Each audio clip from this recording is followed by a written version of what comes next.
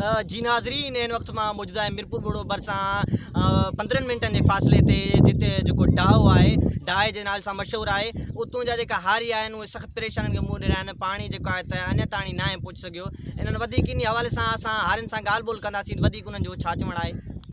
पानी दिनों ने जल्द में जल्द मुल्क खुश्क पड़ो आ, सारी बेगारी खुश्क पई आ। माल की हालत दिसो, फसल में अन्न ना है, ये ना है बो खत्म थी वियो, अन्न खत्म थींदो, काल पइजी वेंदो मुल्क में। महिरबानी करे पानी के जल्द में जल्द घणो छॾो, असल बेगारी फाटे।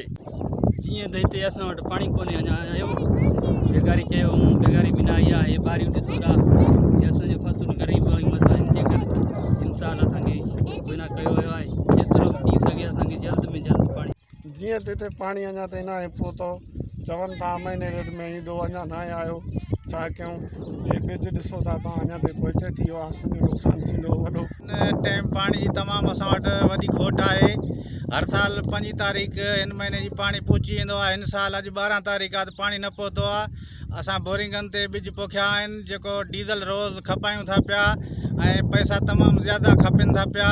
सो असां अमलदारनि खे गुज़ारिश था कयूं त बेगारी कैनाल खे सुतत छॾियो वञे त जीअं असांजी इहा मुंझारो हल थी वञे।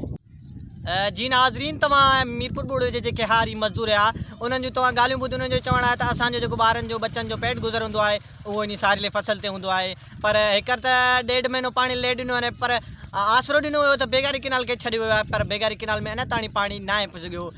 पाणी जेको आहे हिन साल तमामु लेट ॾिनो वियो आहे। असां जेको आहे त आला अमलदारनि खां घुर था कयूं त जल्द खां जल्द बेगारी किनाल खे छॾियो वञे, जीअं असां पंहिंजो फसल करे सघूं। कैमरामैन कासिर अली टांवरी सां गॾु इमरान अली टांवरी, जेकब न्यूज़, मीरपुर बुढ़ो।